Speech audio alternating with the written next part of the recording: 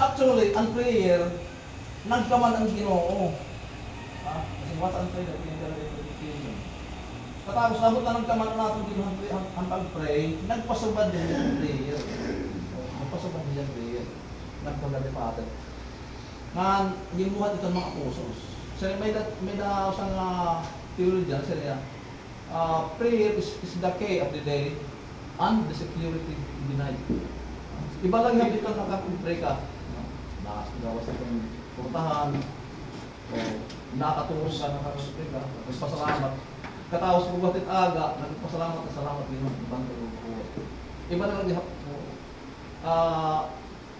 usa itong espirituhan ng usog. Kasi itong connection natin, bisan katuna pala, dami itong gamit. Asa ipang piniktado kita kakalangit, ito importante. Labi na iyo na ada kang mga ano pa yun, hindi wala, riski na trabaho. So, asa ito na ang siling ng tatay, anak kay sundalo, asa na ang ko ano? Ang proteksyon. Kay, Ginoo, may tatawag sa sovereignty. Kung bisan ka, katubang bakbakan, kung Ginoo talaga may kaluoy o na-at-least na ako nakapag-pray ka, iba na lang ginap. Mas advantage na nakapag-pray.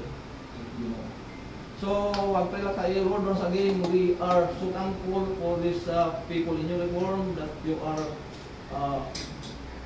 we are with them and you are giving them wisdom in doing, performing their noble jobs, their Father. I pray, I always pray, dear Father, that you may use us all as an instrument for peace and order and more development of this municipality. But I pray to me, make us a blessing to others. I pray in Christ's name, Amen.